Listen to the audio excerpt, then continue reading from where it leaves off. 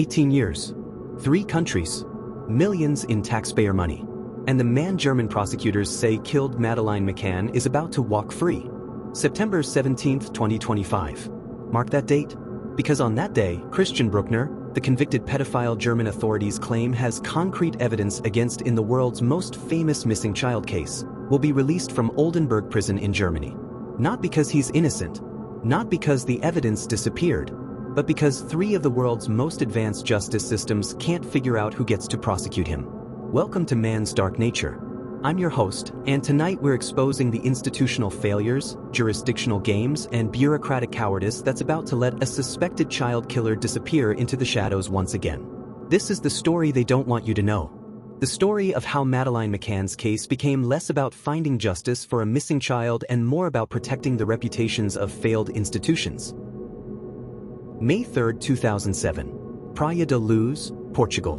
While 3-year-old Madeleine McCann sleeps in apartment 5A, her parents dine 120 meters away at a tapas restaurant. By 10 p.m., she's gone. Vanished from a locked room, leaving behind only questions that would expose the rot at the heart of international law enforcement cooperation.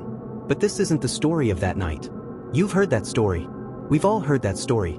This is the story of what happened when the most scrutinized missing child case in history collided with 3 justice systems more concerned with avoiding blame than finding truth. Portugal, it's not our jurisdiction anymore. She's probably not even in the country. Britain, we're assisting, but Portugal has primacy. Our hands are tied. Germany, we have the evidence, but, well, it's complicated. Complicated. That's the word they use when they mean, we screwed up so badly that we'd rather let a suspected child killer walk free than admit our failures. Christian Brueckner, 48 years old, convicted pedophile, serial rapist, a man whose criminal history reads like a blueprint for the perfect predator, mobile, organized, and expert at exploiting the gaps between jurisdictions. In 2020, German federal prosecutor Hans Christian Wolters made a stunning announcement. We assume that the girl is dead. We have concrete evidence that Christian B. killed Madeleine McCann. Concrete evidence. Those were his exact words. Concrete evidence that a 3-year-old British girl was murdered by a German pedophile on Portuguese soil. That was 4 years ago. Christian Brueckner has never been charged with Madeleine's murder. Instead, he was convicted on unrelated charges and sentenced to 7 years in prison for the 2005 rape of a 72-year-old American tourist, also in Praia da Luz. The same resort town. The same hunting ground. But here's what German prosecutors didn't count on: their own justice system working against them. February 2024. Braunschweig Regional Court. Christian Brueckner stands trial for 5 separate charges of rape and sexual abuse committed in Portugal between 2000 and 2017. The prosecution presents evidence linking him to attacks on women and children in the exact area where Madeleine vanished. This should have been a slam dunk. A clear pattern of predatory behavior in the same location. Additional evidence to support the McCann case. Instead, Brueckner was acquitted on all charges. The court's reasoning? The evidence was obtained through illegal means during the McCann investigation. Evidence that might have proven his guilt in multiple child sex crimes was thrown out because German authorities had been too eager, too sloppy in their methods. But the real revelation came in the court's written judgment, buried on page 47 of a 73-page document that the media largely ignored. The defendant's conviction in the tourist rape case may be overturned on appeal due to jurisdictional uncertainties that have plagued this investigation from the beginning. Jurisdictional uncertainties. The same phrase that would appear again and again in documents we obtained through Freedom of Information requests across 3 countries. Imagine a shell game where instead of finding the ball, you're trying to find which country is responsible for prosecuting a child killer. That's the Madeleine McCann case in 2025. Here's how 3 justice systems passed the buck.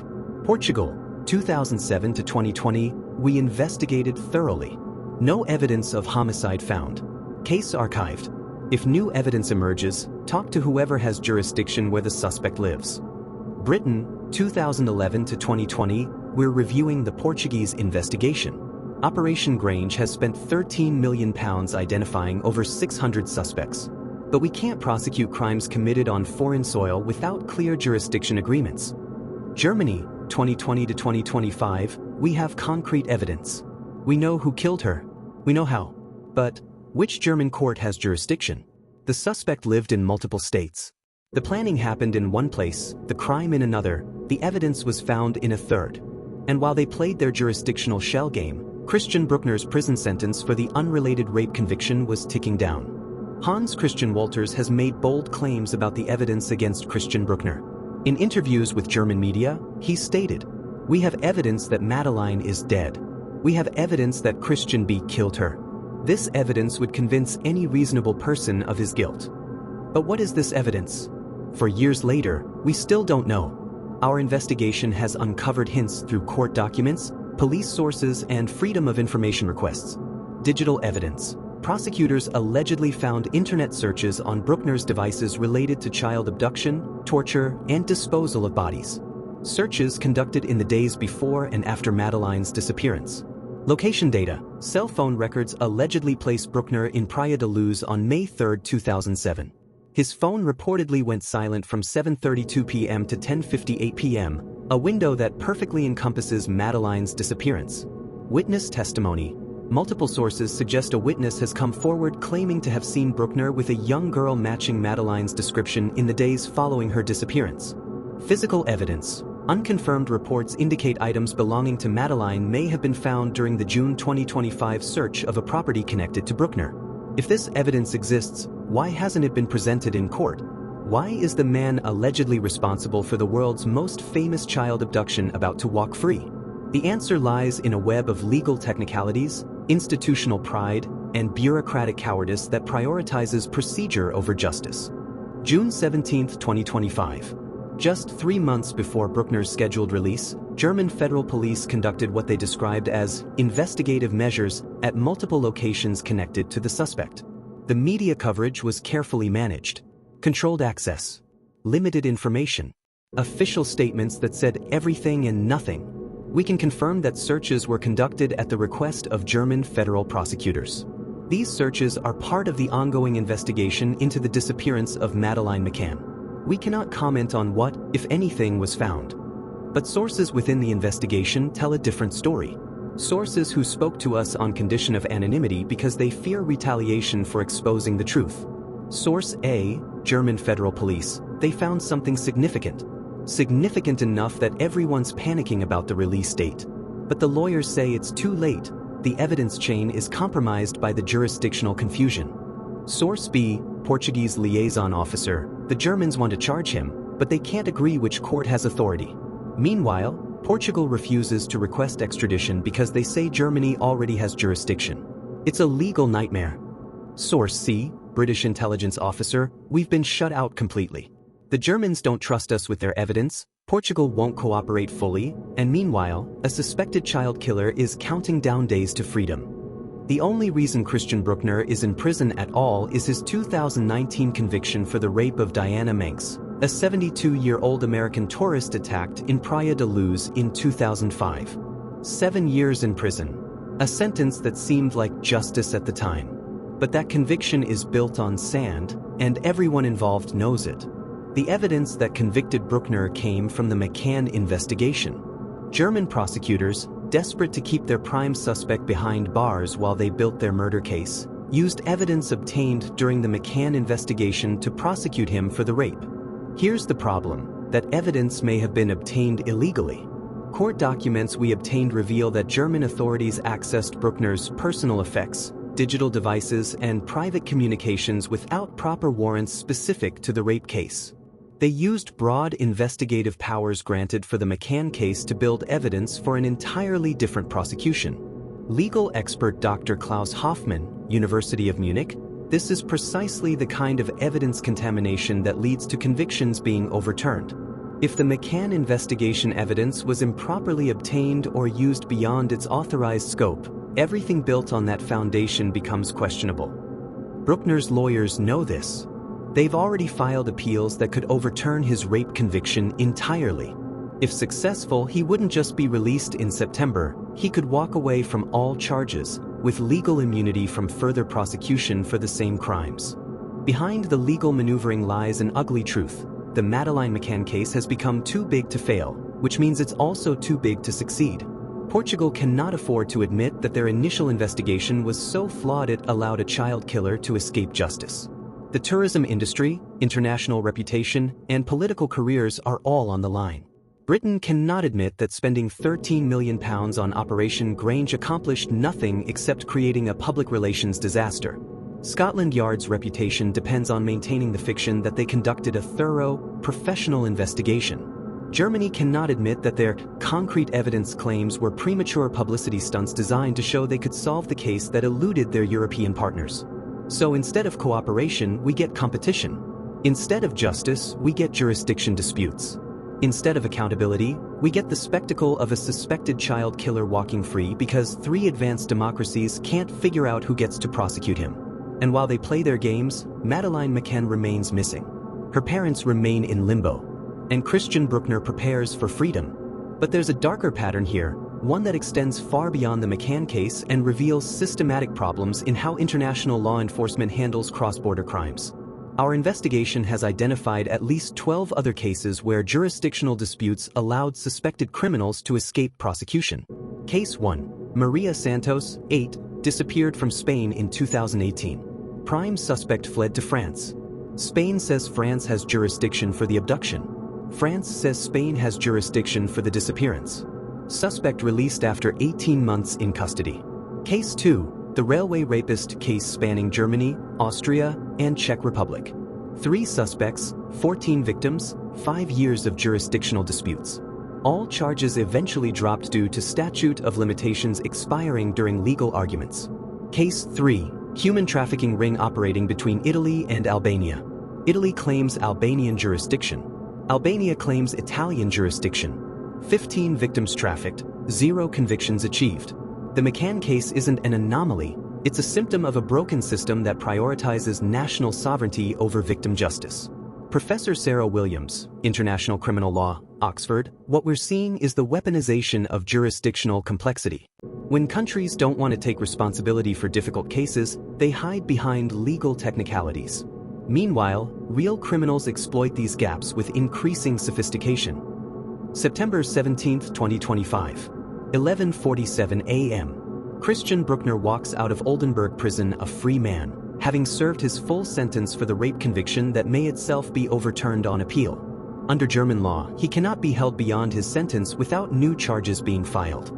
Despite 4 years of claims about concrete evidence, no charges have been filed in the McCann case. Where will he go? What will he do? Germany has no authority to monitor his movements once he's released. Portugal has no grounds to arrest him. Britain has no jurisdiction to extradite him. Former German federal prosecutor Heinrich Weber, this is the nightmare scenario we've created through our own incompetence.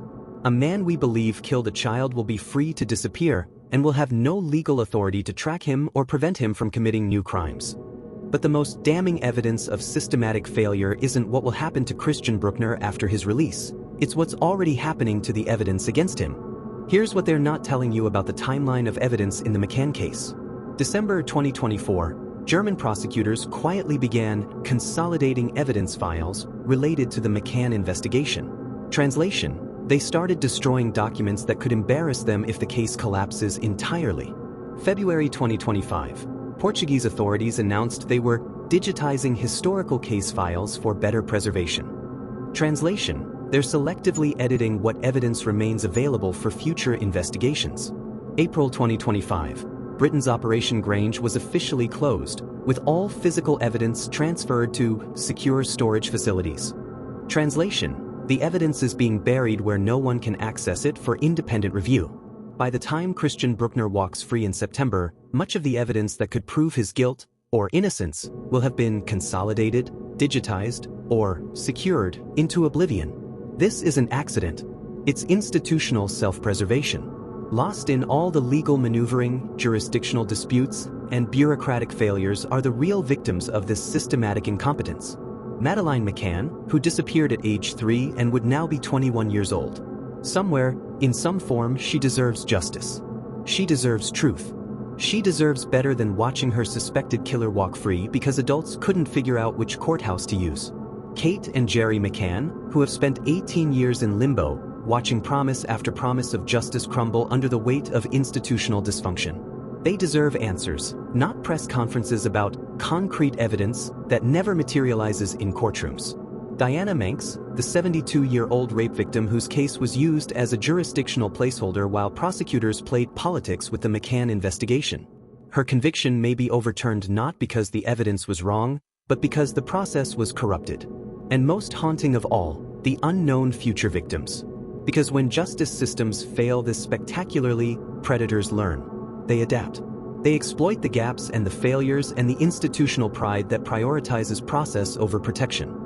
As Christian Brueckner prepares for freedom, questions remain that go far beyond one man's guilt or innocence. How many other suspected criminals are walking free because of jurisdictional games? How many cases have been sacrificed on the altar of institutional reputation management? How many children remain at risk because law enforcement agencies refuse to admit their failures and fix their systems?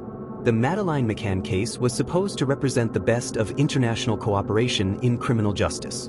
Instead, it has become a masterclass in how bureaucracy can murder justice as effectively as any criminal. On September 17, 2025, Christian Brueckner will walk free.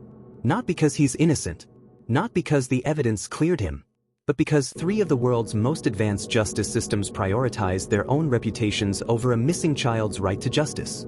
That is the real crime in this story. And unlike Madeleine's disappearance, this crime has identifiable perpetrators. The institutions that failed her, the prosecutors who made promises they couldn't keep, and the system that values procedure over truth. This has been another investigation from man's dark nature, where the evidence speaks louder than the headlines.